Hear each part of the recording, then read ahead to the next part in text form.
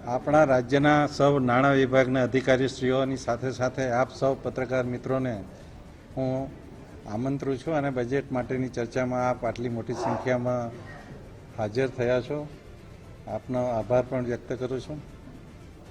આપણા ગુજરાતનું સુકાન જ્યારથી આપણા દેશના યશસ્વી વડાપ્રધાન માનનીય નરેન્દ્ર મોદી સાહેબે 2001માં સંભાળ્યું ત્યાર પછી સમગ્ર ગુજરાતને એક વિકાસની નવી રાજનીતિ બતાવી અને સમગ્ર ભારતે ગુજરાતના વિકાસ મોડેલને સ્વીકારીને 2014માં જ્યારે આપણા લોકલાડીલા મુખ્યમંત્રી શ્રી નરેન્દ્રભાઈને જ્યારે દેશના વડાપ્રધાન બનાવ્યા ત્યારથી આપણે જોયું છે કે ત્રીજી વાર દેશના વડાપ્રધાન બનીને આપણા દેશનું ગૌરવ તો વધ્યું છે, સાથે સાથે દેશની જે વિકાસની ગતિ છે તે આગળ વધી છે અને આપણું દેશનું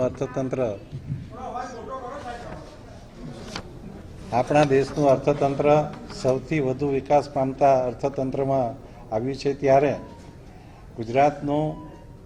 જે બજેટ છે એ માનનીય પ્રધાનમંત્રીશ્રીની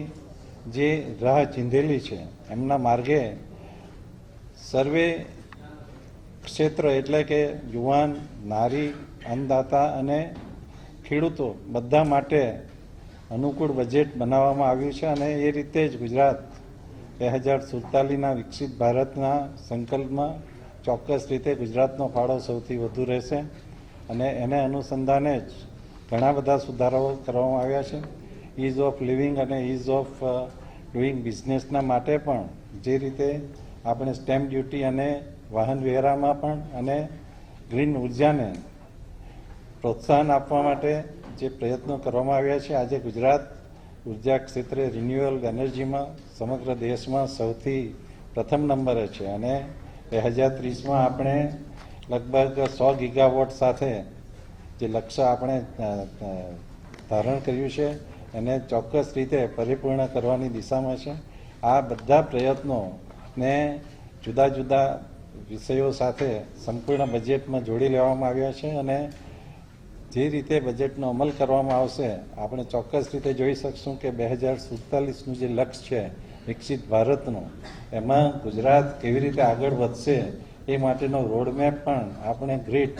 મારફત તૈયાર કર્યો છે. એસ અપર્ણાજી એના અધ્યક્ષ સ્થાને છે અને વિકસિત ભારત અને વિકસિત ગુજરાત માટે આ વર્ષે બજેટમાં 50,000 કરોડની 5 વર્ષ માટે જાહેરાત થઈ છે અને આ વર્ષે એમાં 5,000 કરોડની જે જાહેરાત કરવામાં આવી છે એમાં માળખાકીય સુવિધાઓ અને બીજી બધી સુવિધાઓ સાથે આ વિકસિત ગુજરાતને આગળ વધારવામાં આવશે. આભાર. હવે એક પ્રેઝન્ટેશન આરતીજી રજૂ કરશે, પછી આપના કોઈ પણ સવાલ જવાબ હશે એના જીએસટીના હશે તો ટોપનોજી આપશે અને આર્થિક હશે તો નટરાજ.